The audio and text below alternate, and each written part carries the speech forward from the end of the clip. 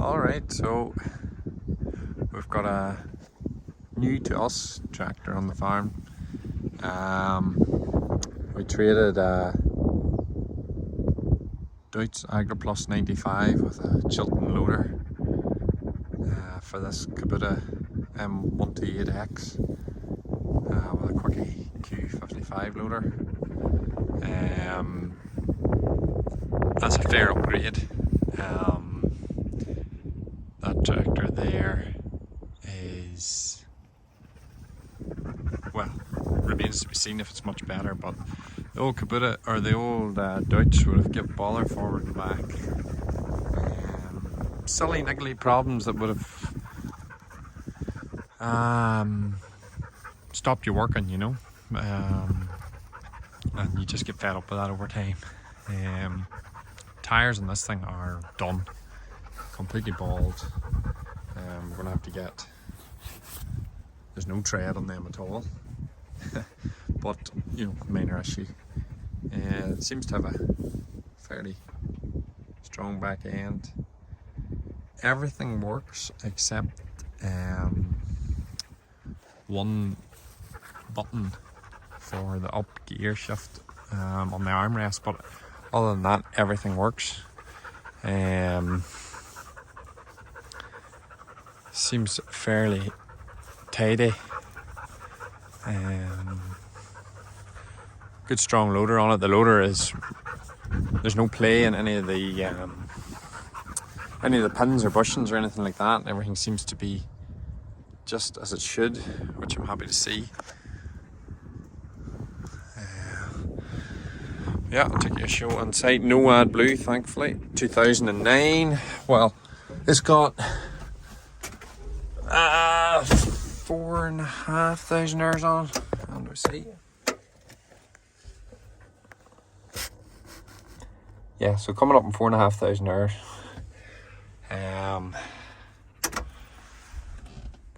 There's the view. The cab roof's kind of low, but that was even worse on the Deutz. It used to come like right down. I remember like leaning right forward to try and see up at the loader, but this is much better. You have a 16-speed power shift transmission. You have your buttons here as well for the up and down. You have that. That's the only button that doesn't work. That up button there. The minus button works. So that is the only button that doesn't work. You'll have your high, neutral and low. So you put it in the high range, you have 8 gears, and you put it in the low range and you have 8 gears with a hydraulic shuttle. So could be electric shuttle. Not even sure. Yeah. So that means you have 16 forward and reverse. You have 16 forward and 16 reverse, yeah. Got your loader controls. Works really well, like standard enough. We have the third service on here, so we can run a shear grab if needs be, or whatever, muck grab or anything like that. The handbrake, your 2-speed PTO, you have 1,000 PTO and 540. Everything's rather simple. So back here, 2 spools, 2 double acting spools, PTO button on there, and press it to switch it off. There's your collective for the arms up and down, or you can, if you want the arms to go completely up, just press that button, and completely down to your preset here, you just press down on that. So over here you have your 4-wheel drive, that's in the middle is off, and then down is your buy speed. Now buy speed, as far as I'm aware, is when you come to the headland, you turn your steering wheel more than a certain angle of turn, and the front wheels then speed up and turn you quicker. as far as I'm aware. That's what it does. I'm not too sure. It also has like some sort of an auto gear. So if you're going up a hill, it'll drop you like 2 gears or something like that. I will never use any of that. Yeah, I won't use any of that. The front diff lights, you've got all your speedy or linkage arms dropping. That's the sensitivity of your auto gear change. You know, they're saying drop 2 gears. Got your draft control, you got all that sort of stuff going on there. Very simple tractor. That's what I wanted. I'm fed up with things being too complicated, too many sensors. Definitely wanted to stay away from AdBlue. AdBlue's a nightmare. I just heard so many problems with sensors, and plus I probably couldn't have afforded a tractor that was young enough to be AdBlue, to be honest. But minor detail. There's your lever for your pickup hitch, and great visibility at the back. I have to say, you're like, basically when you open the back window here, and there's the back seat, the back of the seat, and there's the back of the, and you're literally just looking out over the hitch. So like, it honestly couldn't be better. But I suppose that comes with the size of the tractor. Any bigger tractors now, the cab's a good bit forward on them. The wheels are like huge on the back, so you end up being further forward on the hitch. But they all have telescopic hitches now. Got your passenger seat. Simple things like that. Yeah, so I'll start it up and take it for a spin here. So that flashing light has got to do with your arms. So any problems or warnings come up along here most of the time. Like 4-wheel drive will come on over here. I'll just switch it on here. See, it comes on. Yeah, obviously your warning light's got to do with most things come on here, but I'll let you know there's like an issue with the arms. So whenever I switch it on, I need to move my arms up, and that button goes away. So it just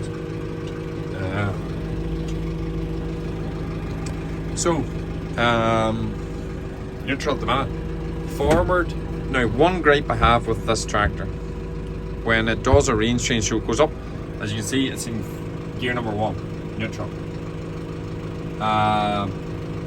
When it goes up the gears, it'll go 1, 2, 3, 4, and then from 4 into 5, it'll go 5, 6, 7, 8.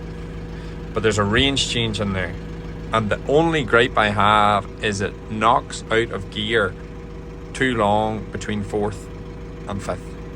So if you were pulling a tanker in a hill and you were dragging her down, hanging down on 4th gear, and then you would need to get your speed back up before you ever thought about, well, you wouldn't be changing to 5th, but you can lose a lot of speed changing between 4th and 5th.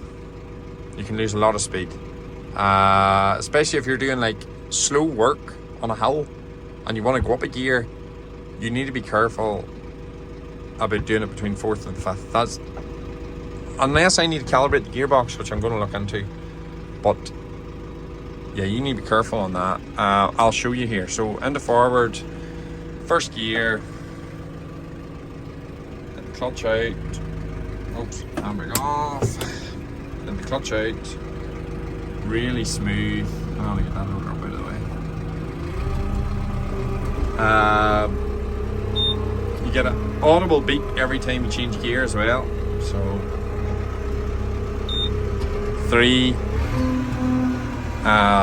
4, and then what do you hear for 5th?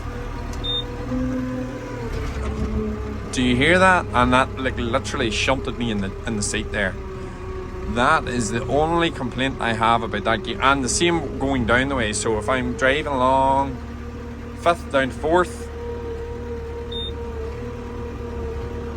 it's not as bad, I suppose.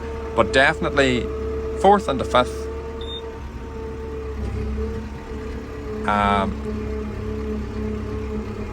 You can hear that it's out of gear for quite some time there. The way I would work that is, if I was on the road, I would like accelerate in 4th, let off, press my button, and then into 5th. Just do it as if you had clutched. That's the only way I can see of being able to do that. Simply, but yeah, I honestly can't complain about this tractor one single bit. Very happy with it. So far, it's only been a week. It'll be interesting to see how it plays out. I've heard they're very reliable. The problem I do have with them is that Kubota parts are pricey. Kubota parts can be quite pricey. The dealers definitely, it's maybe not the dealer's fault, but the manufacturer definitely sets their prices quite high for repairs. I haven't had the loader off yet. Quickie loader shouldn't be a problem. Got the spool valves. I'll show you. I'll jump out here and show you. We've got the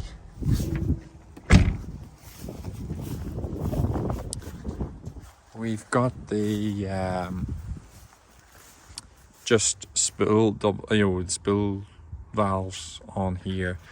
I prefer that to the quick connect handle.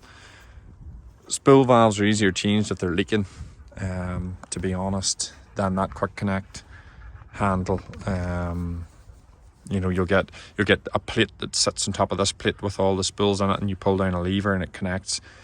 They do leak oil quite a bit over time. Let me see. I will show you the engine here. Let me see. Pull out these pins. Try not to lose them.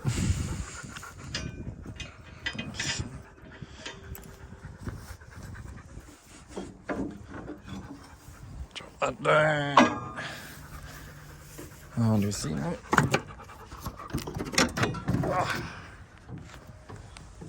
So here we are.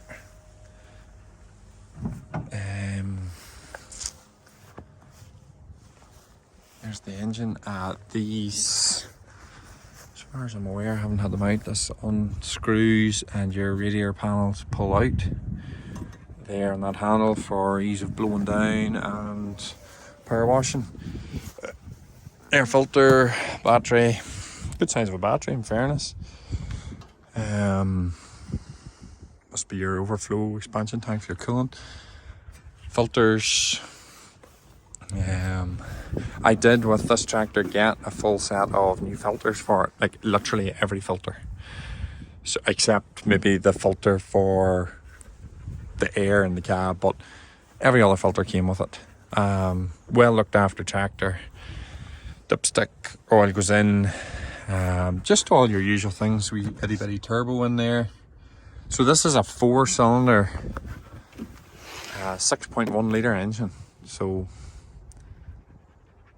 quite a large displacement for a 4-cylinder. Like a lot of these, like the tractor I traded was like 4-cylinder turbo, but it was 3.2 litre. So hopefully the torque is a good bit more. I hope to get like a tanker and stuff, or if I hire any tankers or dung spreaders or anything like that, at least I'll have the grunt to run them. I think that's the DPF in there. Hopefully that doesn't give any bother. But yeah, quite a dry engine. You can see where water has lay. But all in all, very dry. So far so good. Definitely a lot better build quality than the Dutch. Now the Dutch was built okay. It's actually a Sami. That was Sami and Dutch are all the one, but it was a Sami, but it was just built too light for loader work. And yeah, we bought a hedge cutter as well, so you just need a wee bit extra. Just a wee bit extra dead weight and stability when you're dealing with a hedge cutter at full reach than the Deutz could have given us. So it was a good trade, good change. I do have, even the guards came for the PTO, everything came. Came with top link and everything. Like, you know, I can't say enough good about the fella who owned it before. He definitely has kept it very well. Like, I mean, it's dry as a bone in there. I haven't seen a single leak of any kind out of it. It's not to say there won't be any, but so far so good.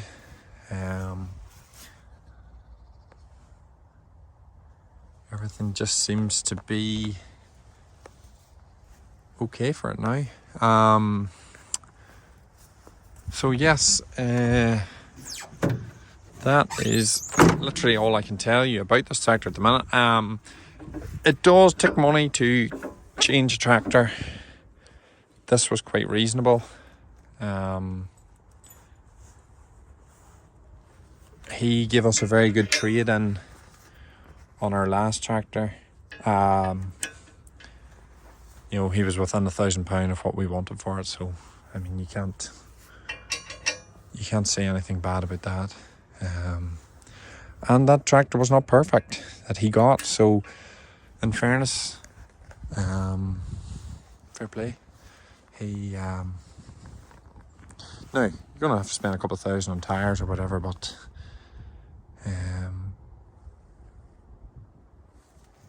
that's to be expected. 4,500 hours. Do I think they're genuine at the moment? Yes, but only time will tell. So it is an English tractor, and I asked the man, I says, oh, did you buy it at auction in England or whatever? He says, no, I had it as a trade-in from a man down the road who bought a new, very fresh John Deere. So it's at least 2 owners before me. That's okay. But whether or not the hours are genuine, I don't know. Does it matter? Not really. Everything seems to be well looked about. Hours don't matter to me as much as the way a tractor's been driven. Like, you can get a guy driving a tractor for 2,000 hours and it's wrecked. So this tractor, see, everything works. Like, even these electric buttons here for the arms, everything. Strong back end, I do like that. Stronger than the Deutz anyway. The Deutz, don't get me wrong, was a great tractor, but just every time you went out, there seemed to have been something going wrong, you know. It had like that has 16 forward, 16 reverse gears. The Deutz had 5 gears on a gear stick. You had 3 splitters in each gear, and you had down by your foot, you had a high, medium and low range. So you had 5 times 3 is 15, times 3 again is 45 gears forward and 45 in reverse. You know, I used about 6 of those gears in the whole time that I owned it. So 16 will be perfectly good for what I need. Yeah, you never use all those gears. I don't know why. Must have been a creeper box special or whatever that in that Agro Plus. But yeah, I'm definitely very impressed with the 6-litre 4-cylinder. Definitely more grunt. But time will tell. I'll put something heavy behind it, a good load of sand on a trailer or something like that. I'd soon test it. Wet sand. Other than that, I can't tell you a lot more about it. Kubota's own engine in that. I have done a bit of research after buying it, and apparently the engine is not done like any other engine. The crankshaft bearings are put into the block, as far as I'm aware. So that means if you have to rebore for crankshaft bearings, you have to take the engine casing out and re-bore the whole casing, whereas usually you had clamps that held your crankshaft up into the tractor and you could just machine them. But yeah, strange way of doing that. And I've also heard the gearbox to change your, if your 4-wheel drive gives ball or anything like that, it can be a pain. It's a split, it's a split in the tractor job. Clutch packs go and stuff like that. It's nearly every shaft has to come out of the gearbox, but we'll cross that bridge when we come to it. Hopefully things aren't too bad. We will see in time, so we will. The axles are funny on these Kubotas as well. To give more clearance, they're not like a straight through axle with a Hardy spacer here into your hub. They have, I forget what you call it, but the drive turns, comes down and then through 90 degrees again. It gives you more ground clearance, but especially with loader work, they can wear. So I am going to keep a tight eye on this and make sure that it doesn't get too wet, any oil coming out of there. I'm going to keep a tight eye on that.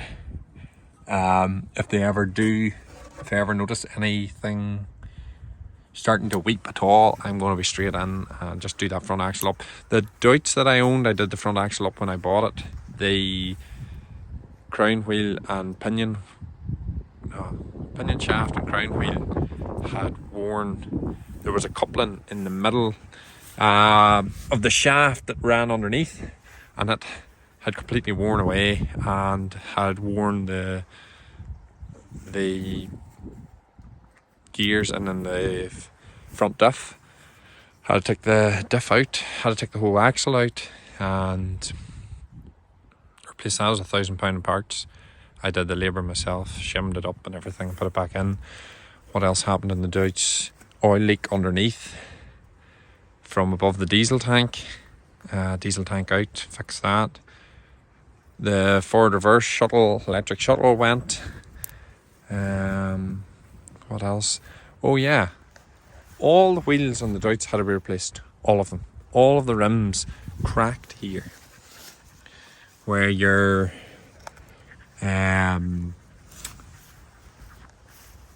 every single one of them cracked and tore. There just wasn't enough metal in it. So I'm going to keep an eye on this. Solid rims. I bought solid rims for the Deutz then, which wasn't expense, but made a job of it, I suppose. And if it needs doing on this, just have to do it as well. So other than that, I've fed out round beers with this there for a week and perfect. Can't complain a single bit.